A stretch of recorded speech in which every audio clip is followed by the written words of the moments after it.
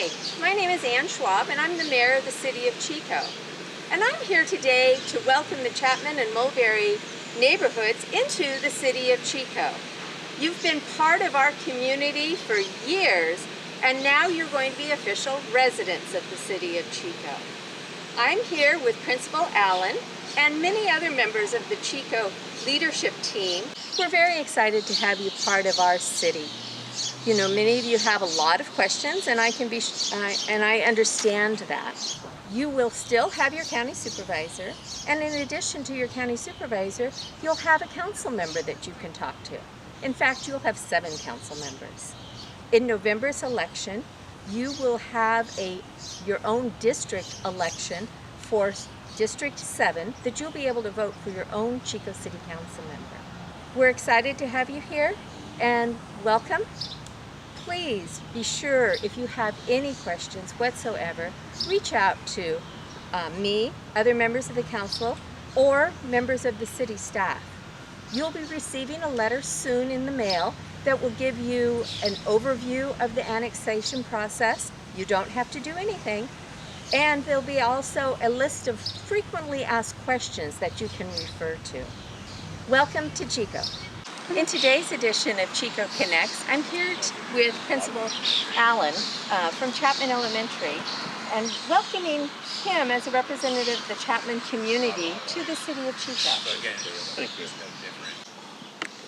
Principal Allen, you've been having some conversations with the neighbors. A number of questions have come up, and you've brought your list of questions, and I'd like to offer the department heads the opportunity to answer those questions. Thank you very much for having me, Mayor Schwab. Yes, I have been talking to some of the residents in the Chapman neighborhood, and there's kind of a theme of questions that they have. So I really appreciate you taking your time to come out here in your busy schedule and answer some of these questions that our residents have. The team of staff that we have at the City of Chico really work for the citizens that live here in Chico. So if one of the questions that you've asked, people want to get further clarifications, or if they have a different question, please encourage them to call directly to the city staff. But it's important that, to me, and it's important to the residents of Chapman and Mulberry, that they know how they can get the questions that they have answered. I'm here with Tony Lindsey, and if you could give us your title. I'm the Community Development Director, Building and Code Enforcement. All right.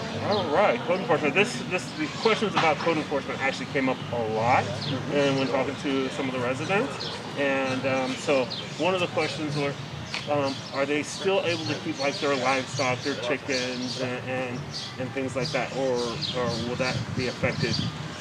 If it was a legally established use, legal under the county code, then you can continue that use.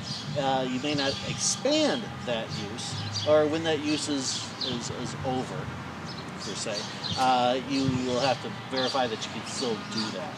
So what I heard was some residents felt there was a lack of code enforcement in the county. I'm sure the county's big and it has a lot of areas that the code enforcement officer has to oversee. So will there be more code enforcement because we're in Chico now? Well, you're in the city of Chico. We have 3 code enforcement officers, and we have a very busy case there. Okay. So we are complaint driven. Like 90% of our calls are complaints. We not that many reactive or proactive complaints. So very much, and I was familiar with your county code enforcement, and you could do the same thing. You could call on phone, make a complaint. We have a code enforcement hotline and an email that you can send in any kind of municipal code complaints, and we'll respond to it. Okay, so basically, I'm not going to. The residents aren't going to see a whole bunch of like code enforcement officers just driving around looking for code violations. Correct. It's complaint driven. Correct. Okay. Thank you very much. Okay. Another question was regarding again back on the code side of buildings, outbuildings. Do they have to come up to code? And if so, how long do they have? So the California Building Code applied to the county and to the city. right? As long as it was legally established at the time that it was, then you can continue that use. Right. And so in order for residents to either call, email, or whatever, who would they contact? They can contact code enforcement, and it's code enforcement at chicoca.gov. We'll follow the banner. And as well as the phone number, 879-6330 is the hotline that they can call and lodge a complaint. All right, Tony, I really appreciate you taking your time out and talking with me today and answering the questions. Thank you so much. Thank you, sir. All right, so I'm here with Brendan Otto. Yep. All right, and can you tell us your position? Yeah, I'm the Director of Public Works and Engineering. So I oversee our engineering aspects of the public works side of things. So we do capital projects, and we do a lot of the sewer connections and infrastructure, kind of new infrastructure components. All right, that's perfect, because one of the questions that I keep getting was about connecting their septic, going from septic to sewer. Yeah. Can you talk about that? Like, do they have to do it? When do they have to do it? Yeah. Those type of things. So actually, the provision of hooking up to city sewer is really administered still by the county in their environmental health department. You only have to connect when your system fails. So just because now you're in the city of Chico does not require you to necessarily go and hook up immediately. Several years ago, we had a nitrate compliance program that actually installed a lot of the sewer infrastructure. So it's there and present. So as septic systems fail, the opportunity to hook up will be present. The other benefit of that is because it was part of a state-funded program, if you're within that nitrate area, you get significantly reduced connection fees. So under normal circumstances, if you're not in the nitrate area, it might cost $7,000 to $10,000 in your connection fees to pay for all the piping and then ultimately the water pollution control plant that we manage.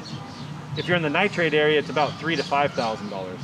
So it's significantly reduced, and if that's a financial burden, we have a program where you can have those assessments put on your property taxes, and it gets spread over a 10-year period of time. So you don't have to pay that all at one time necessarily. There's a program to help spread that out, so it's not such a financial burden. Oh, that's excellent, excellent. So where would they find out about that program?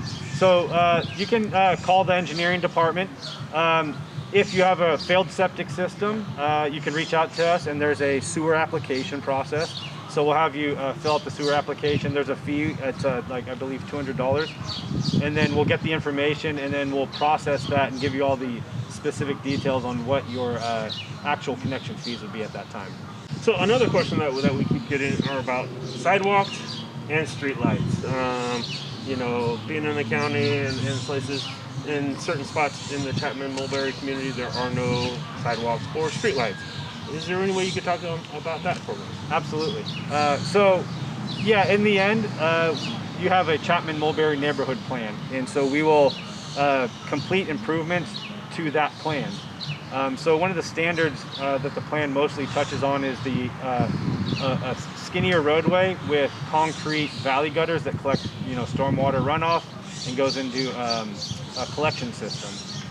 So as part of that, that's what we would intend on building. So for example, 2 years ago we built the East 10th Street project, and we built to the Chapman Mulberry standards. So you can kind of get a good look of what that standard will be built to. And then in terms of street lights, the standards are in that Chapman Mulberry plan, so we'll build to that. I think the standard for a lot of the streets are mid-block and then at the intersections, which is a little less than our standard lighting typical, but again, we would intend on building to that Chapman plan. Excellent, excellent. I don't know if you can answer this, but where could residents find the Chapman Mulberry plan? So you can follow the link on the screen attached here for the link to the Chapman Mulberry neighborhood plan. Excellent. Thank you. Thank you. Appreciate it. All right, so now I'm here with Eric Gustafson. Hello, Mike. Hello. And can you give me your what you do for the city? Absolutely, thank you. My name's Eric Gustafson. I'm the Public Works Director over operations and maintenance. So our Public Works Department is broken up into two arms: engineering and development, and operations and maintenance. And I oversee operations and maintenance. So we maintain existing infrastructure.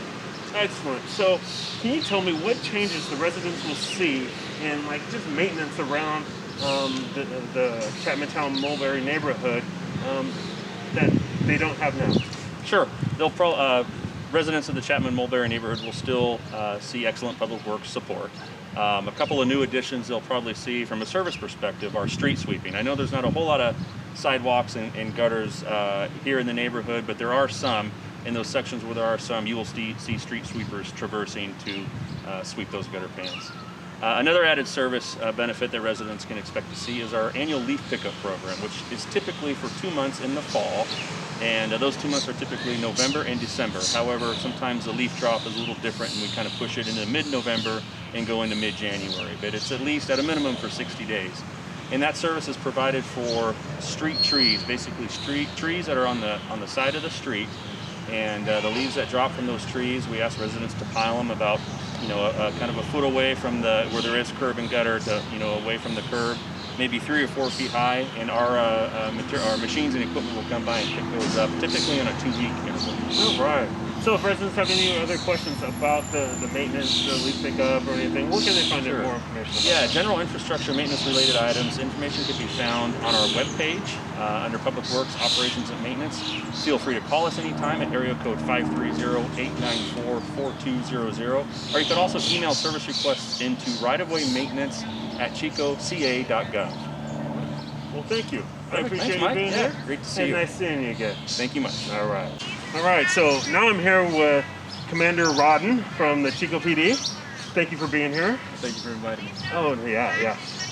So some of the questions that we had regarding the switch from Sheriff to Chico PD.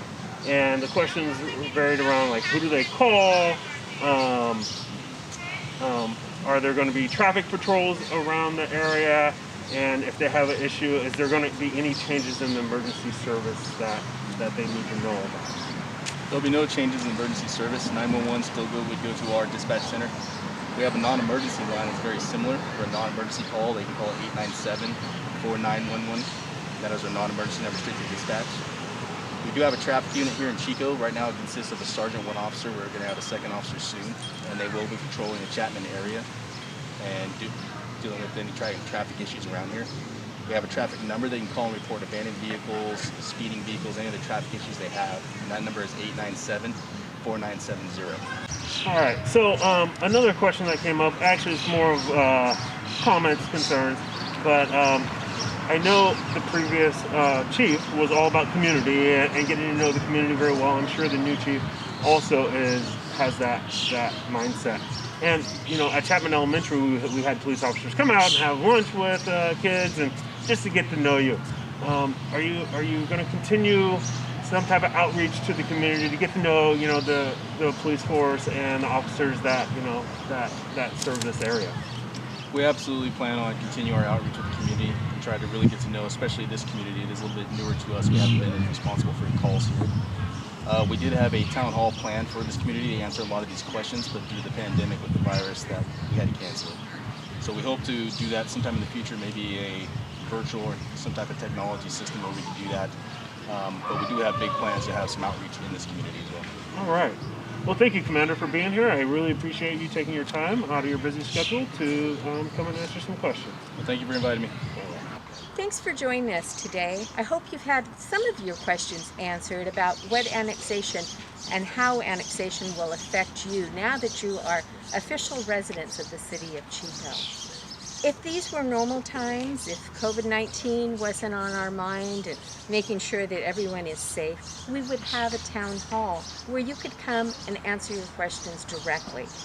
As we move through the pandemic and are able to provide those opportunities, we will certainly have that town hall opportunity and a time for us to celebrate and get to know each other better. In the meantime, stay safe, stay healthy, and welcome to Chico.